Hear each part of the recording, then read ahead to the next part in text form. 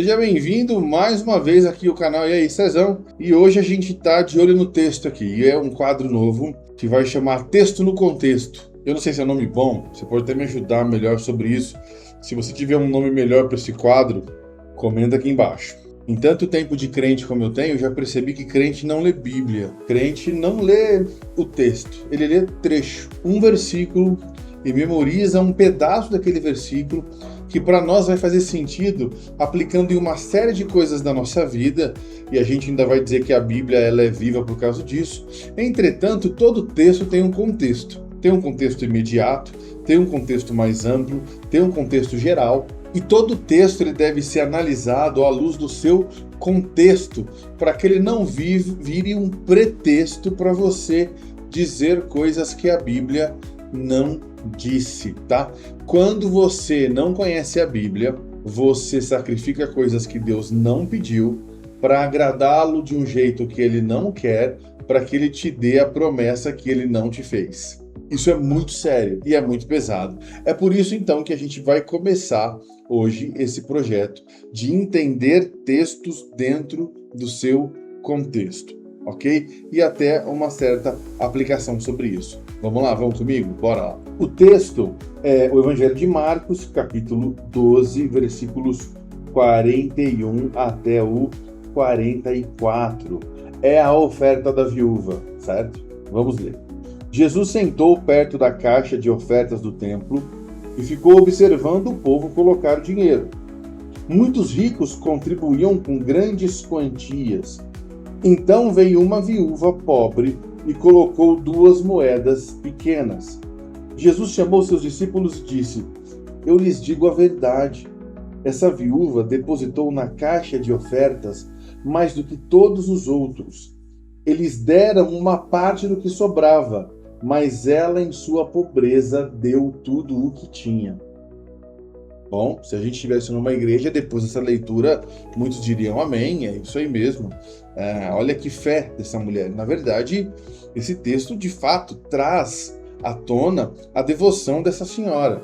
Essa senhora idosa, sem recursos, e que no momento de ofertar, ela deu tudo o que ela tinha. Poxa, e quantas vezes a gente não quer dar um pouquinho a mais daquilo que a gente se propôs para colaborar, porque o nosso coração está apegado demais ao dinheiro. Esse texto ele vai trazer essa explanação de uma maneira interessante, e é a explanação mais comumente aplicada a ele mesmo. Olha, você quando vai dar oferta a Deus, você conta ou você está disposto a dar tudo que você tem? Assim como foi feito no tempo dos apóstolos, em que vendiam as suas propriedades e davam tudo quanto tinham para os apóstolos administrarem. Olha que interessante.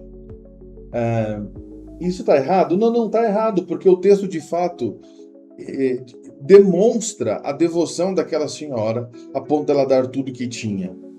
E qual que é o problema, então? O problema é que esse texto está dentro de um contexto anterior. E o contexto anterior, ele deixa claro, sim, a devoção dessa senhora na hora de ofertar, mas esse texto anterior, esse contexto anterior, ele denuncia um problema social que acontecia com os homens do templo. E a gente vai ler, então, no mesmo capítulo 12, tá, do livro de Marcos, a gente vai ler no versículo 38 até o 40. Jesus também ensinou: cuidado com os mestres da lei. Eles gostam de se exibir com vestes longas e de receber saudações respeitosas quando andam pelas praças. E como gostam de sentar-se nos lugares de honra nas sinagogas e à cabeça da mesa dos banquetes. No entanto, eles tomam posse, eles surrupiam, eles consomem, eles tomam para si dos bens das viúvas, de maneira desonesta. E depois, para dar a impressão de piedade, fazem longas orações em público. Por causa disso, serão duramente castigados. Qual é o contexto aqui? O contexto aqui são os homens da lei roubando, por intermédio do abuso da fé, de mulheres desprotegidas, sem filhos, sem maridos, sem ninguém que aguardasse desses homens maus. Homens que, abusando do seu maior conhecimento, visitavam essas mulheres e requeriam dela coisas que eles tomavam para o próprio sustento. E depois eles iam às ruas posar de homens santos. Então veja só, quando nós estamos num contexto de vendo que homens da religião roubavam mulheres pobres, e logo após isso Jesus vem e chama atenção para uma mulher pobre, possivelmente roubada por esses homens santos, possivelmente roubada, Jesus chama atenção, está dizendo, tá vendo? Olha, essa mulher deu tudo que tinha, ela deu mais do que os outros, porque ela vai voltar para a casa dela e ela não tem mais nada. E ela não tem mais nada porque tomaram dela. E quem tomou dela? O ladrão? Não, o homem da lei.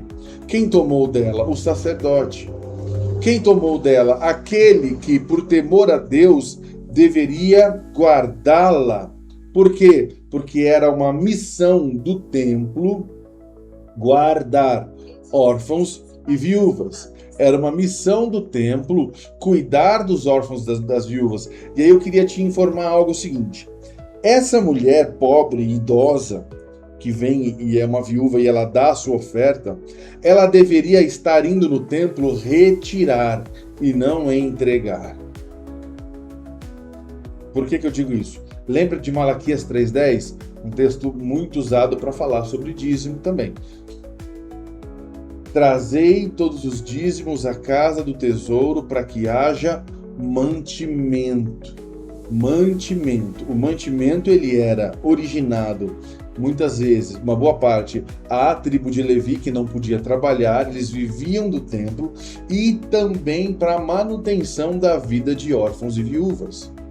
Então o contexto da oferta, do óbolo da viúva, oferta da viúva, é que ela estava dando por sua devoção, por sua fé, por temor, ou até mesmo por medo daquilo que outrora tinha ouvido daqueles que a tomaram as suas posses. Não é errado uma pessoa idosa dar. À medida que ela tem, ela deve contribuir, se ela achar que esse é o caminho. Entretanto, no templo, as viúvas, eles iam retirar e não entregar. Essa era a prática mais comum. Por isso que Jesus chama a atenção.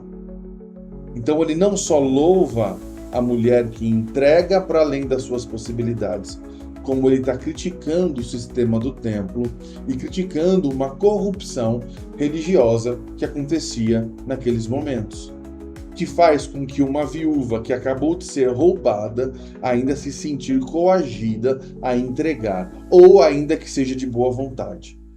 O fato é, ela estava entregando na mão daqueles que acabaram de a roubar, certo? Era o templo? Sim, mas ia para o cuidado dos mesmos homens. Os mesmos homens que deveriam protegê-la estavam tomando o recurso dela. Então esse é o contexto.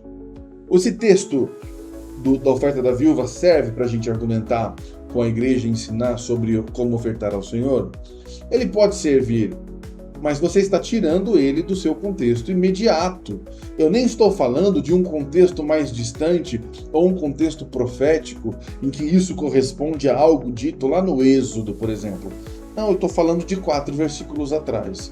Então, eu acho que não é um bom texto para falar sobre a oferta, porque senão vai dar a impressão que nós estamos tentando manipular alguém, dar para além das suas posses, quando esse não é o ensinamento, quando essa não é a vontade de Deus, e quando o que acontece aqui é o produto de uma corrupção que acontecia na religião judaica na época de Jesus. Entende? Deus ama quem dá com alegria. Não encontro na Bíblia nenhum versículo que dê margem a você se tornar uma pessoa avarenta. Não há nenhuma margem na Bíblia, nenhuma, em que diga assim que tá tudo bem você nunca colaborar com nada. Na verdade, isso é errado e é um pensamento que não faz parte do povo de Deus. O povo de Deus é generoso por natureza espiritual, porque nós recebemos de modo generoso de Deus, nós entregamos de modo generoso também. Mas isso não significa que eu passar por cima de uma realidade de corrupção e ainda observar que a pessoa que foi lesada ainda está dando para além das suas possibilidades, isso não deve, então, nascer no meu coração um senso de justiça. Então, o senso de justiça, nesse momento, é parar a corrupção, para que a viúva receba o que ela precisa para sobreviver e para que ela entregue de modo justo, equilibrado, coerente a sua oferta, não sendo roubada, não sendo manipulada, não sendo convencida por atributos ou argumentações falaciosas de homens que deveriam ser de Deus, que deveriam ser seus protetores, mas não são. Você entendeu? Olha só, como eu falei, nada justifica a avareza, mas nada justifica a corrupção também, tá bom? Deus abençoe vocês, curta, compartilha, se inscreva no canal e lembrem, sugere um nome aqui para esse quadro, por enquanto vai ser Texto no Contexto. A gente pode tentar alguma coisa assim, tá bom? Valeu, aquele abraço, até mais, tchau, tchau. Vamos falar do